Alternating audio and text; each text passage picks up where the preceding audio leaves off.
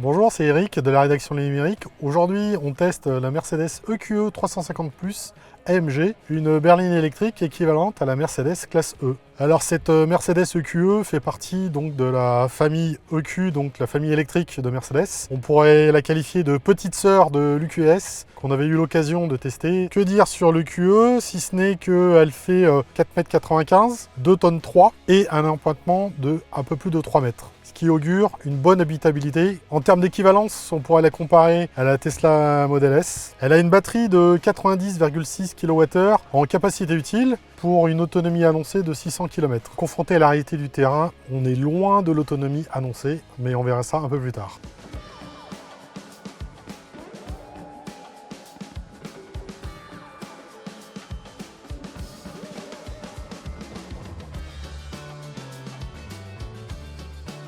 Alors plutôt de vous faire un inventaire à l'après-vert de tout ce que cette Mercedes peut offrir de série en options, on va plutôt se focaliser sur ce qui nous a plu et ce qui nous a moins plu. En termes de ce qui nous a plu, il y a d'abord l'habitacle avec cet infodivertissement, avec ces deux écrans numériques. Alors, on n'a pas le droit à l'hyperscreen qu'on a pu voir sur l'UQS, ce grand écran de 50 pouces. Il est en option. D'ailleurs, il suffit de voir l'habillage qui est taillé à la mesure du hyperscreen. À la place, donc, on a un écran en position verticale de 12,3 pouces, plus un combiné. Donc celui-ci est tactile, celui-ci est non tactile. On peut commander les deux grâce à deux touches au volant, à la manière des anciens BlackBerry, avec des pavés numériques. Autre point positif, le confort des sièges avant, avec la fonction massage, très appréciable lors des longs trajets. Les passagers arrière auront un peu plus d'espace au niveau des jambes et des bras.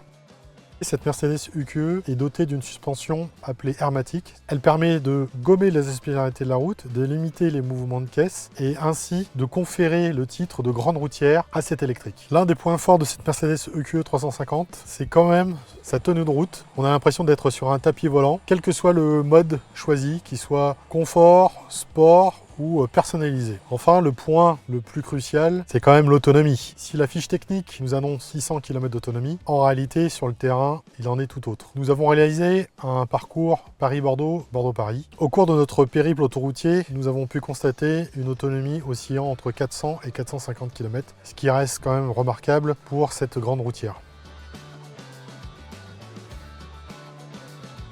Après les points positifs, on va aborder les points qui fâchent. Et en premier lieu, au niveau de l'habitacle et au niveau de la finition notamment, avec une planche de bord donc moussée mais pas assez épaisse, et notamment des bas de porte en plastique dur. Donc indigne quand même d'une voiture dont le tarif est de 106 000 €. Toute option comprise pour ce modèle-là. Autre point négatif, le coffre. Certes profond, mais d'une capacité un peu limite pour une famille qui souhaiterait partir en voyage, à moins de se doter uniquement de sacs souples et pas de valises. Sur le marché, il y a beaucoup de modèles de classe inférieure qui offrent à peu près la même contenance. Enfin, dernier point négatif de cette Mercedes EQE, sa vitesse de charge de 170 kW seulement. À titre de comparaison, la Porsche Taycan offre quant à elle 270 kW. Néanmoins, cela n'empêche pas de récupérer 80% de la batterie en moins de 30 minutes sur un réseau de bornes de recharge rapide style Ionity. Personnellement, si cette Mercedes EQE 350 Plus m'a séduit par sa tenue de route, son confort, son habitacle high-tech, reste néanmoins un goût d'inachevé au niveau de sa ligne, son design. J'aurais tendance à préférer une Porsche Taycan, voire même une BMW i4.